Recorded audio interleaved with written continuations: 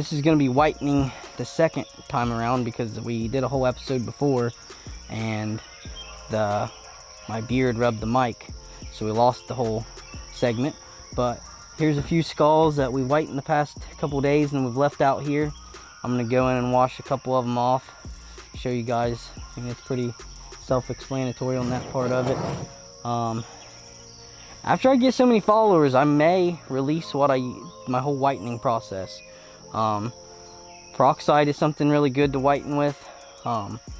What I use is one of the things. It's not all I use, but I use an actual 30%, not volume 30, but actual 30% peroxide, and it does really, really well. It doesn't damage the bone or anything. But this is a horse. We got a coyote here. These are two bears. Bison. This is a personal. That's my baby Aldad. And then we got another big buffalo over there. So I'll go in and wash off this big bear.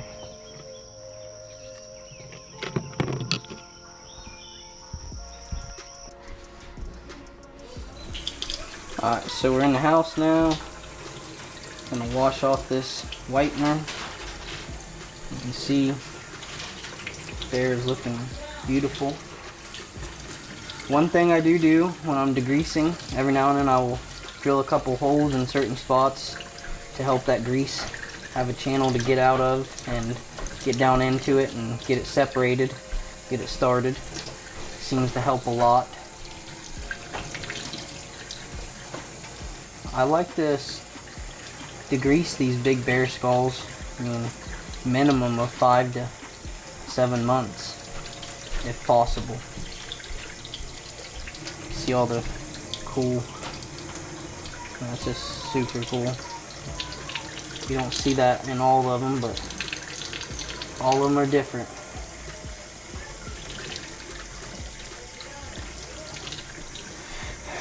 We'll go through and glue all the teeth in these next, and then we go through and we'll put a finisher on, which I will eventually release as well. The more people we get subscribing and watching this, the more I'm going to teach. I know it's going to be slow and some stuff's going to be a little bit at a time, but I want to mainly know that people are taking interest in my content, and I'm not just sharing everything for nothing. I want to be getting some exposure and everything from it. One thing to understand is there's a canal that runs through here, that there's tons and tons of tendon. There's tons and tons of meat and flesh, tendon, whatever you want to call it, up in there. I don't know the exact technical term that's all up in there, but you want to be able to get that out. If you can't get that out, then it's still gonna, later on, it's gonna grease up, it's gonna stink. You need to get all that stuff out of there.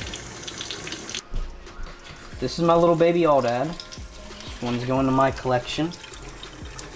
Look how cool this is. You can literally see all through that thing. I mean, that is absolutely awesome. One thing to note with any of these really baby animals is nothing is fused together. So a lot of times these things are going to come apart. So be prepared. Don't freak out. It's normal. Your job is to make sure you do not lose the pieces.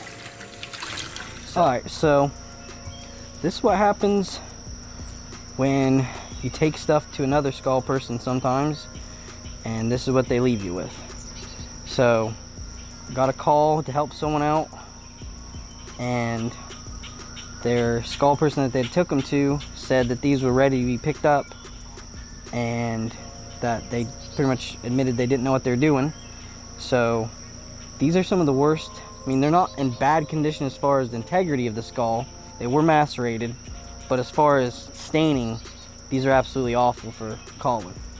So Skullman, you're gonna have to tune back with us and see if we can get the life back in these and see how good we can get them. You guys are seeing how they started.